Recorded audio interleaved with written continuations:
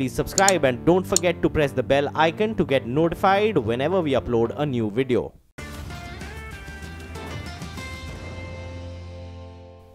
Hi, welcome back. We are in the thick of the earnings season. That's the LIC Housing Management. Let's listen in to what they have to say. Total loan disbursements, including loan to developers for the quarter, rupees 12,301 crores, up 27% year-on-year.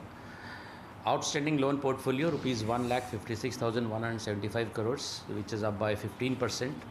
Out of which the individual loan portfolio stood at rupees 1,49,986 crores, which is up by 15%. Net interest income of rupees 898 crores against rupees 915 crores for the same period last year. Profit after tax of rupees 491 crores against 499 crores in the same period last year. Gross NPAs stood at 0.87% as compared to 0.56% over December 2016.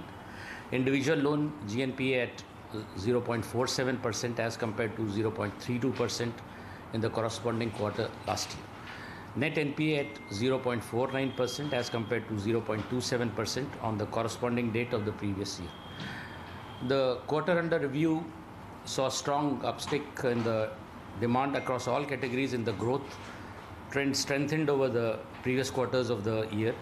Overall disbursement growth, including the non-individual segment, was 27%. Individual loan disbursement for the quarter was at 32%, whereas the home loan disbursement grew a strong 38%. Good growth was witnessed in the western, central, southern, and in some locations in the eastern part of the country. Loan sanctions of the company during the quarter have been higher than 30%, consistent to the previous quarters. The increasing trend indicates that we have a reasonably healthy pipeline for coming quarters. During the quarter in affordable housing segment, we have seen very good traction. All right, healthy pipeline for the coming quarters. That's the word coming in from LIC Housing Finance. Eicher Motors, by the way, is just charging ahead now, 4.5% higher, the big nifty gainer. But let's shift focus away from the secondary market and talk about the primary market. A new IPO, Galaxy Surfactants, opens for subscription today. So the company, as the name suggests, is a leading manufacturer of surfactants, which are like detergents or emulsifiers or even, foaming agents, etc. And they supply surfactants to a whole host of companies like Colgate, Palmolive, Dabur, Henkel, etc. So they are a relatively big player. Yu Shekhar, the founder and managing director of the company, is with us to talk about the IPO. Mr. Shekhar, good morning and thank you for joining us on CNBC TV18. Good morning. My first question to you is, you have a great list of clientele. I mean, Procter & Gamble, L'Oreal, Henkel, but still the compounded annual growth over the last many years has been just about 6% on the top line, that is. By when can we expect you to hit double-digit revenue growth? As you see, we have grown with this country's growth with every single customer. We have also grown with this industry as far as this country is concerned. Now, if you look at the last 3 years, FY 14 to 17, you would see that our PAT has grown by over 22% year-on-year in terms of CAGR. And in terms of return on capital employed, we are upwards of 24%, and return on net worth upwards of 26%. I'm not asking you about PAT, I'm talking about the top line growth, because over there it's been just, about 5 to 6% growth over the last 4 years, compounded growth. Yeah. See, but you need to see that we have grown with every single customer. We have grown with this industry's growth. We have a very significant position in this country, as well as a significant position in the Africa, Middle East and Turkey region. So we have grown with this industry's growth year on year, and we have grown with every single customer in this country. So we have, as I said, for the last 30 years, we have had a very, very significant position in this country in the entire range of ingredients to the personal home care industry. As you know, we are fully focused on the personal home care industry. So which is the export market which is expected to pick up for you? I mean, you're available, or you supply to a lot of export markets, America, Europe, Africa, etc. Where are you seeing the highest amount of potential? As you know, we have two main segments, performance surfactants and specialty ingredients. The performance surfactants grow in the emerging markets like India, Africa, Middle East, and Turkey. And the specialty ingredients are largely sold in the matured markets like US and Europe. Out of our total turnover, 35% of our turnover comes from India and 65% from international operations. 43% comes from the Africa, Middle East, and Turkey region. About 20% is constituted by the rest of the world. So do you expect to do better margins? I mean, you've been in this 12-13% range for many years now in margins. Right. Yeah. Can we expect better? As you see, our EBITDA margins has been steady at around 12 to 13%. And as we have already mentioned, the specialty ingredients fetch certainly more margins compared to the performance gradients. Going forward, we would expect to grow both in both the segments, both performance products as well as the specialty ingredients. See, the performance products are the basic building blocks of the personal home care products like hair care products like shampoos, your oral care products. Any new clients that you've added? I'm sorry? Any new clients that you've added lately? Yeah. Our expansions have been brownfield expansions. We had a major expansion of 70 crores of rupees for specialty ingredients, that is mild surfactants in Jagadia last year. And, debottlenecking of our plants continues. This is one of the important skills that Galaxy has in terms of debottlenecking and then creating more and more opportunities for increasing productivity. Okay, we'll let you go on that note. All the best for the listing and thanks so much for joining us. That's the latest IPO that has hit the market. But for the market as a whole, things are looking good as far as frontliners are concerned, Anuj. But in the broader market, the mid-cap index has slipped into the red. So would that be a bit of a concern? Not at all. Sonia, we said in the morning as well that today the advanced decline could actually end in favor of declines. This will happen now. This will go through, you'll go through that phase where the market does a lot. But you look at your portfolio and say that, what's happening. If you have taken portfolio in mid caps and you've hedged against the Nifty, you lose both ways. So these phases happen in the market when mid caps run up a lot. Either mid caps fall or large caps rally to catch up, or both happens. Right now, it's a bit of both right now, but the larger theme is still the big rally in the large caps. Okay, larger theme is the big rally in the large caps, and the space to be in today is technology. Definitely great day for Newgen Software Technologies listing. In fact, that stock is now up almost 7%. Divakar Nigam, the chairman and managing director of the company, joins us to talk about that. Mr. Nigam, good morning and congratulations on your listing. Decent listing here, about 7% higher. I wanted to ask you about what the compounded growth could be for the company. In the last 4 years, it's been about 20%. Is that something that you can replicate, or can you do better, and what would the triggers be?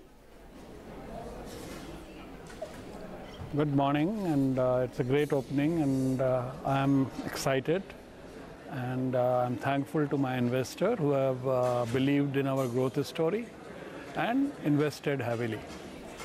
See, we have been growing by about 20.5% for last 5 years, and CAGR, and we continue to think that we will be able to achieve this kind of a growth for many years to come. In fact, in our H1 also, if you see, we have achieved a growth of 22%. Okay. So this 22% growth that you have achieved and you hope to sustain, if you can just break it up for us across sectors, where are you seeing the maximum amount of potential? Because, you supply to a whole host of, you have a whole host of verticals, whether it's banking, government jobs, insurance, healthcare, and a lot of these spaces are really picking up. So where do you see the most lucrative opportunity now? See, I think we are in a horizontal product, and the software product, this kind of a horizontal product sell all across the verticals. In fact, we operate in about, we have about 17 verticals there. Of course, banking is one of the biggest vertical we have, and even this year the similar thing has happened, that the growth has been in banking still contributes to something like 40% of our revenues, first half revenues. And obviously the insurance and government, there is activity everywhere. US market is growing well, doing well. So I think we see all-round growth. and we should be able to meet our growth targets of whatever we have been doing in the last few years. Okay. So the US market, you said, has been doing well. In fact, that's something you told us when the IPO opened as well. Do you think that the company's contribution from the US markets and other markets will increase compared to what you're seeing from India? Currently, I think less than 30% comes from the US and the Middle Eastern markets. Do you see that going up over the next few years, and will that lead to better margins? Surely that will happen in long term. But in short term, I think India keeps surprising us, in the sense India market also grows. So that's why so as far as the revenues, they have grown from all the geographies. But India also keeps growing, so it remains at around 40%. So I think in long term, obviously the US market will be the biggest market, but at the moment, we continue to have the similar distribution all across. Okay, all the best. Looking quite okay for the market. Lots of stocks are doing well. The stock that's looking quite interesting right now is Wockhardt. Just pull out the intraday chart of that stock. Comes out with numbers today. Has seen some selling, and after that, there's been a bit of a rally which is starting on Wockhardt. So just keep an eye on that stock. Looking quite interesting in trade right now. But apart from that, of course, as we've been discussing, the mid caps are underperforming. And there are a lot of stocks which are right now at the low point, the stocks like Balrampur, Chini, etc. But overall, at the large cap end, things are looking quite strong. Oh, absolutely, looking extremely strong. I think it's the metal space also that's the big mover today. Bhushan Steel, Tata Steel, you know, from large cap to mid caps, metals are looking pretty good. But ahead of the budget, we've been getting you expectations from global investors. Here's the wish list coming in from Brian Jacobson of Wells Fargo Asset Management. Infotech in general has been doing quite well. When I look at the MSCI India index, it is a pretty good chunk of that index. I think it's second only to financials in there. And in a way, I think that because those companies tend to be the most well-known outside of India, they also tend to be the most heavily covered by sell-side analysts and maybe picked over a little bit too much by investors. And that's why I prefer to look sort of outside of that area. It's not to say that there aren't some opportunities, but just more broadly speaking, I think that it's outside of Infotech that there's probably better opportunities. Well, I wanted to chat a bit about the PSU banking space as well. The first phase of recapitalization has been announced. Are they looking like a bargain now? Yeah, so the recapitalization plan, it does. I know that when it was announced, a lot of people were trying to figure out exactly how it was going to work and how it would actually benefit the banks. But I think that it symbolically is really important because for many years now, it's been widely known that the banking system hasn't been functioning the way that it perhaps could be. And so I think that symbolically it was a really important step forward for them to recapitalize the banks. Now, I don't necessarily think that means that the banks are a screaming buying opportunity despite the recapitalization. Oftentimes what we've seen in other countries, when they have tried to improve the functioning of their banking system, sometimes what happens is the equity holders end up not fully participating in that improved health of the bank, because that what happens then is maybe it benefits bondholders or it benefits depositors. So there could be opportunities, but we're still a little shy when it comes to trying to pursue opportunities there. Okay, now let me come to the budget itself. What would you like to see? Any specifics, any regulatory changes, any new policy announcements that you're expecting from the finance minister? Yeah, so the budget is always, it's almost well, it is an annual ritual, but I think for investors, it's an annual ritual as well for us to come up with almost our wish list of things that we would like to see in it.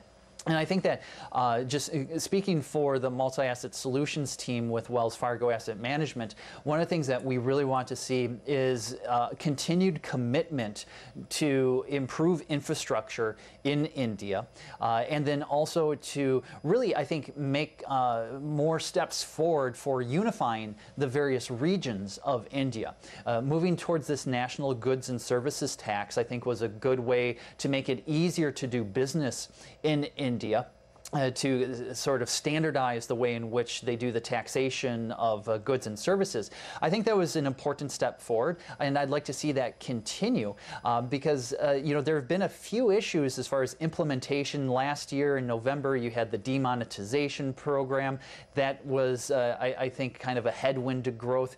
Then you also had the kind of a clumsy rollout of this goods and services tax, and it looks like, you know, are they really going to enforce this uniformly or not? So I would just really like to see a recommitment to that. But of course, there's also then the issue about budget deficits. You know, to what extent will investors continue to give the government a pass by having budget deficits? I think that as long as they're making incremental steps towards opening up the economy and unifying the economy nationally, that investors will continue to allow them to run budget deficits without too many adverse effects. As we speak, the market's at a high point of the day. That is something we need to keep an eye out on. And interestingly, as we speak, pull out a couple of these auto stocks. Eicher Motors up 4% after a lot of underperformance at the start of this year. We have Maruti came out with numbers, and the Nifty Bank that were recovered about 1% from the low point of the day in today's trading session, led higher, of course, by HDFC Bank. I'm Manglam Malu, of course, with me, as always, Nigel. Good morning. Morning, Manglam. Well, good to see that we're virtually at the high point of the day. Asia, in fact, was in a bit of a sticky place. But how do you trade the Nifty? Well, we have Ashwini Gujral, who's with us at this point of time. Ashwini, what's your trade on the Nifty at this point of time, as well as the Nifty Bank?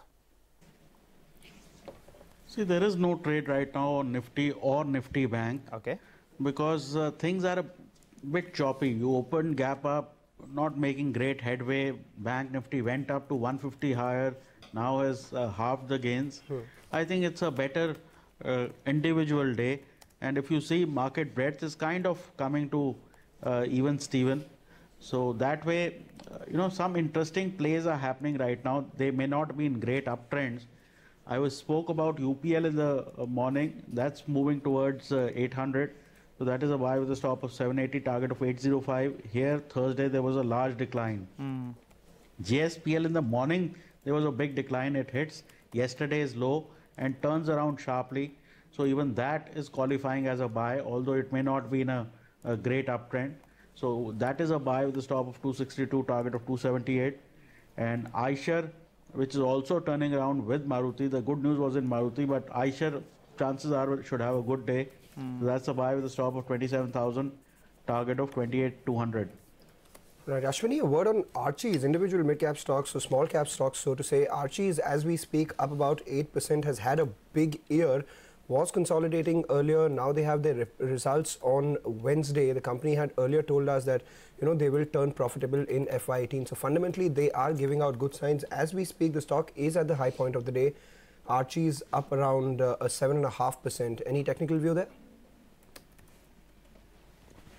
I think, Manglam, everything that Archie's does can be done for free these days on email, Gmail, this, that. It's been a stock which has been hanging around for a while. Now, just technically, you can keep a 39 stop and maybe it can get back to recent highs of 55. So that way, you know, you can say maybe it is coming out of the doldrums. Those doldrums end once we start trading above 55, 60, which was the recent high. Okay. So let's hope, like Tata Global, if it comes out, and it can go towards 100. Okay, all right. Ashwini, thanks so much for joining in and giving us all those calls. Remember UPL, in fact, early morning we had Deutsche Bank as well. They came out with the note. They said use the opportunity to buy into the stock. So that stock has bounced back well in today's trading session. And Eicher Motors was one of the biggest losers in the last series. That stock as well has bounced back, and how? Thumping ahead this morning, so keep an eye out on that one. But Ashwini told us that in fact JSPL has done a good recovery from the low point of the day. It looks good for more.